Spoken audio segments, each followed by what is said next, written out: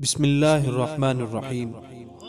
آج کا واقعہ شروع کرنے سے پہلے آپ سبھی احباب سے درخواست ہے کہ آپ اسلامی واقعات کے ہمارے اس چینل کو سبسکرائب کریں اور ویڈیو کو لائک کریں۔ لائک کا ٹارگٹ رکھتے ہیں صرف 80 لائکس، یہ کوئی اتنا مشکل نہیں ہے۔ خیر تو چلیے چلتے ہیں ہمارے آج کے قصے کی طرف۔ ماں نے تربیت کا حق ادا کر دیا۔ حضرت امام ربیعۃ الرائے مدینہ منورہ کے ایک بہت بڑے فاضل، زبردست فقیہ اور نامور محدث گزرے ہیں۔ ان کے حالات میں لکھا ہے کہ ان کے والد، جن کا نام فروخ تھا، ایک دولت مند سپاہی تھا۔ خلافت بنو امیہ کے زمانے میں وہ لشکر میں ملازم تھا۔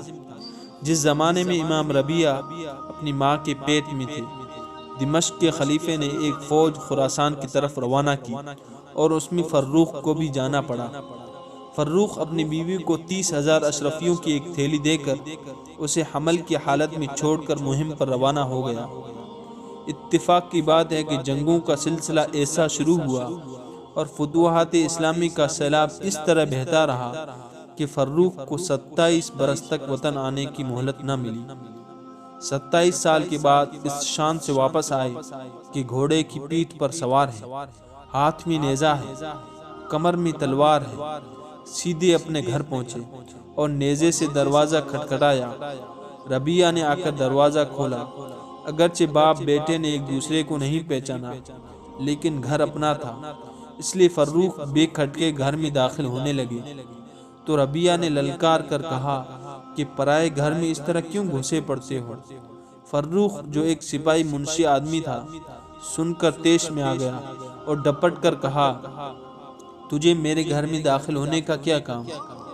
جب باپ بیٹے کی لڑائی طول پکڑنے لگی تو محلے کے لوگ بھی جمع ہو گئے۔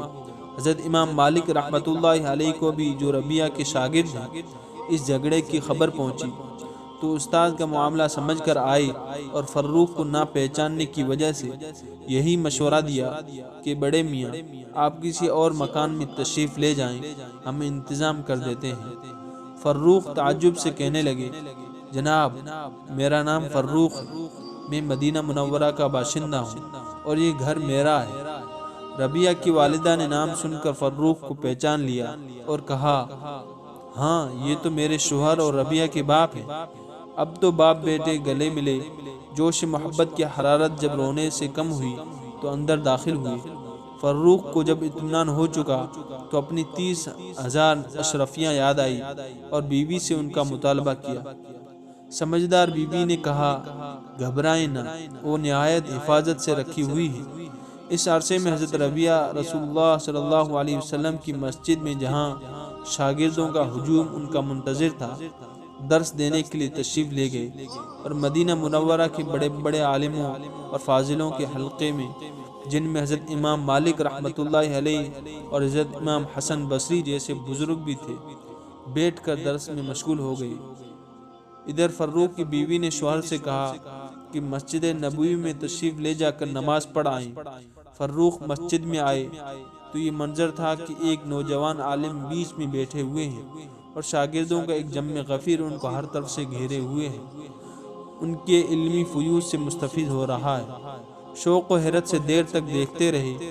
امام ربیعہ کے سر پر اس وقت ایک لمبی سی ٹوپی تھی اور انہوں نے قصداً اپنا سر جھکا لیا، اس لیے باپ کو پہچاننے میں ایک مرتبہ پھر دقت ہوئی۔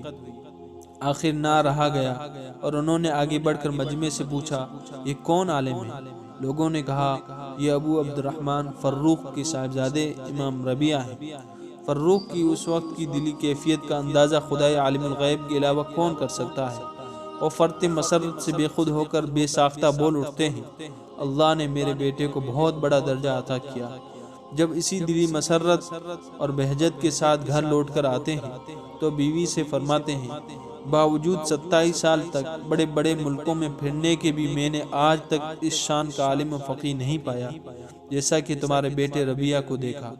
سمجھدار بیوی نے فوراً کہا، اچھا تو اب بتائیے کہ وہ تمہیں 1000 اشرفیاں آپ کو زیادہ محبوب ہیں یا بیٹے کی اعلیٰ شان؟ عقل مند باپ نے کہا، بخدا، اشرفیاں تو اس کے مقابلے میں ٹھیکرے کی حیثیت میں نہیں رکھتی، مجھے تو یہی شان زیادہ پسند اور عظمت زیادہ محبوب ہے۔ پھر بیوی نے حقیقت حال صاف صاف کہہ دی کہ میں نے آپ کی کل اشرفیاں اور سارا مال اسی تعلیم پر خرچ کر دیا۔ فروخ نے اپنی سعادت مند بیوی کا شکریہ ادا کرتے ہوئے پرجوش لہجے میں کہا، خدا کی قسم، تو نے میرا مال ضائع نہیں کیا۔